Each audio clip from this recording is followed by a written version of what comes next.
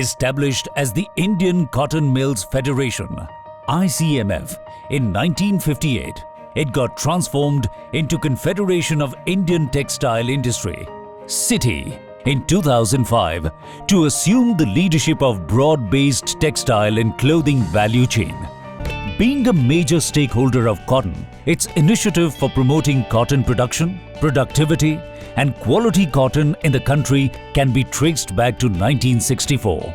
The Cotton Committee was formed to spearhead the Grow More Cotton campaign carried out by the government to augment the domestic supply of cotton, setting up of Cotton Development and Research Association, CITI, CDRA in 1970 was to provide an institutional framework for research, evolving newer varieties of cotton and promote scientific cultivation.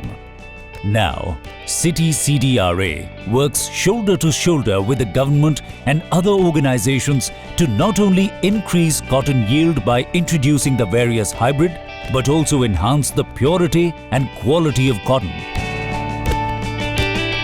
The initial stages, CITI CDRA works, which covered almost all cotton growing areas in the country, now have intense activities in 3 states, Rajasthan, Madhya Pradesh and Maharashtra.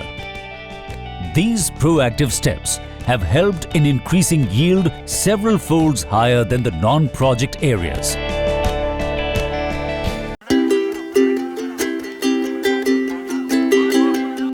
मैं doctor R S. Tripathi project coordinator के रूप में कार्य कर रहा हूँ इस परियोजना में, और 4 जिलों में जो ये परियोजना चल रही है उनका सबका कोऑर्डिनेशन एग्रीकल्चर डिपार्टमेंट के साथ में करवा के इसका लागू किया जाए, संचालित किया जाए। मैं आर.बी.एस. तोमर, परियोजना अधिकारी, झाबुआ अलीराजपुर।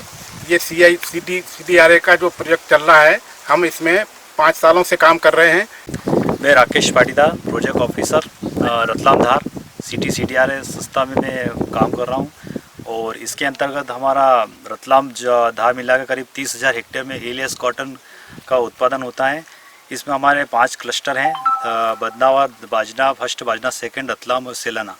और यहाँ लंबे रेशे वाले की कपास काफ़ी प्रचलित है और किसान इससे रुचि लेकर लगाते हैं। और विगत 4-5 साल से परियोजना चल रही है। इसमें कहीं ना कहीं किसानों को फ़ायदा हुआ है।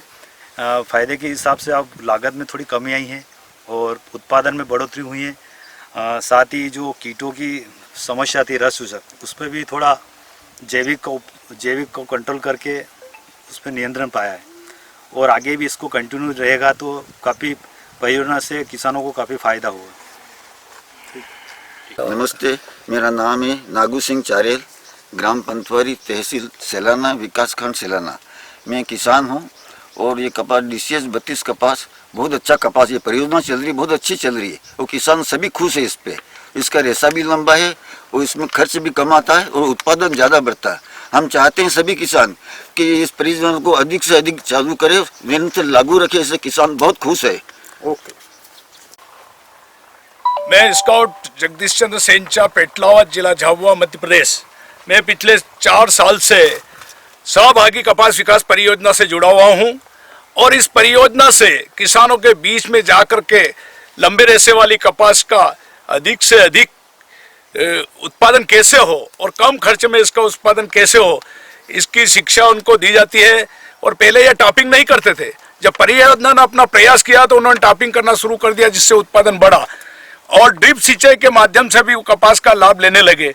इसी प्रकार से कीटनाशक दवाई में भी जैविक कीटनाशक दवाई का भी प्रयोग करने लगे। सभी किसान चाहते हैं कि ये परियोजना आगे चलती रहनी चाहिए ताकि हमको नई नई जानकारी मिलती रहे। मेरा नाम देवीलाल खराड़ी है। मैं रतलाम जिले के बाजना ब्लॉक में क्लस्टर फर्स्ट में काम करता हूँ स्काउट के रूप में। मेरे पास 112 गांव हैं, जिसमें FLD कपास जो लगाया है उसमें 20 गांव में FLD लगाया है।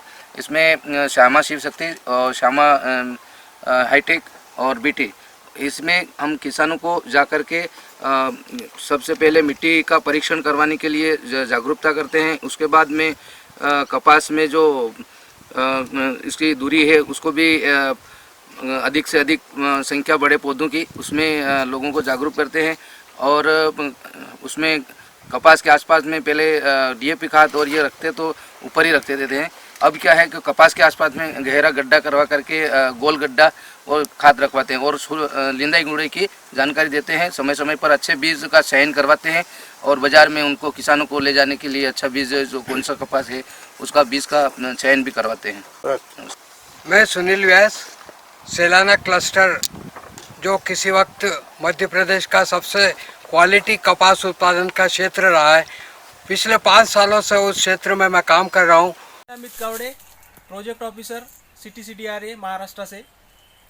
महाराष्ट्र में हमारा ये प्रोजेक्ट 2015 से 2016 से शुरू है और महाराष्ट्र में कुल 5 ज़िलों में CTCDRA का काम शुरू है।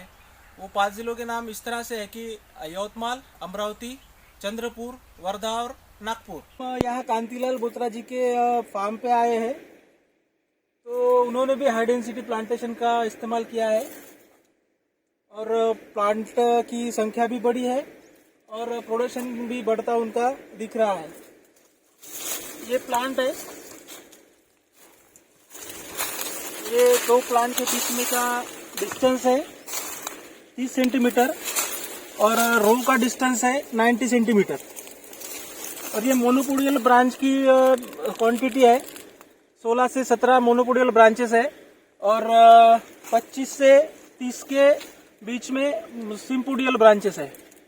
और बॉल्स की अगर बात करें तो बॉल्स यहाँ पे 30 से 35 बॉल्स हमको दिख रहे हैं। फूटेगा जैसा ये फांगड़ा फूट गया है नहीं, हम हाथों तोड़े तो को तोड़े बेटा। तो ये देखो डिंडू और इन्हें देख लो,